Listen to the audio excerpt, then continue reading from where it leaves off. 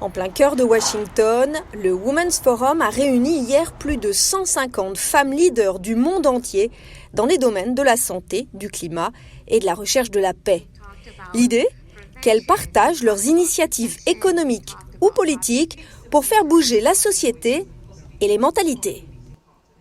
On est vraiment devenu une organisation globale pour faire entendre la voix des femmes et créer le changement, avec une communauté de plusieurs milliers de personnes, d'entreprises, d'organisations internationales, de médias, des hommes, à peu près 20-25%, et évidemment beaucoup de femmes, de tous les continents et de tous les métiers, aussi de tous les âges.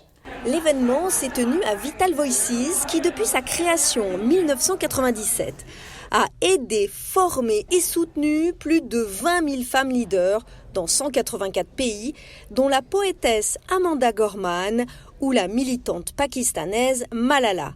L'ancien procureur des États-Unis, Eric Holder, était présent pour rappeler que l'autonomisation des femmes est un élément essentiel de toute réforme. Ce que j'aimerais le plus voir, c'est une plus grande implication des femmes dans notre système politique, qu'elles se présentent aux élections, qu'elles soient en position de pouvoir décider des politiques à travers le monde. Je pense que les femmes apportent une perspective unique et je pense que faire participer les femmes au processus politique rendra le monde fondamentalement meilleur. Au Cameroun, Vital Voices a soutenu l'ONG Nkumu Fed pour renforcer la loi contre le trafic des enfants et mettre en place des aides dédiées. J'ai bénéficié beaucoup dans leur programme pour lutter contre le trafic de personnes. Maintenant, il y a une route que quand on commet le crime là, il y a le pathway, on fait ça referral pathway, que les gens peuvent prendre ça en justice. Donc c'est clair maintenant, tu connais où tu peux dire s'il y a un cas de trafic, tu sais où dire le service d'urgence.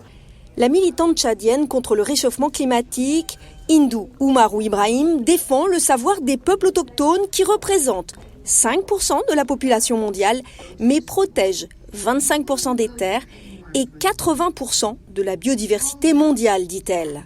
Pour moi, les femmes ne sont pas seulement que des victimes, elles sont aussi des solutions. Donc, je suis venue pour partager les exemples de mon organisation, de ce que nous on fait, mais aussi de ce que les peuples autochtones à travers le monde font pour lutter contre les changements climatiques. Ça nous a permis de développer des savoirs traditionnels pendant des millénaires, parce qu'on vit quand même à côté de ces écosystèmes, on apprend de ces écosystèmes tous les jours, savoir si la saison de pluie va être beaucoup de pluie qui inonde, si c'est une bonne saison de pluie où la pluie pénètre les sols et permet la végétation, ou bien si c'est peu de pluie, ça va faire la sécheresse. Et là, ça permet d'adapter la trajectoire de mouvement, mais aussi de conserver, de construire la résilience et l'adaptation communautaire. S'appuyant sur ces témoignages, le Women's Forum espère pouvoir organiser un événement en Afrique dans les années à venir pour mettre en avant le leadership et, disent-ils, l'énergie naturelle et contagieuse des femmes leaders africaines.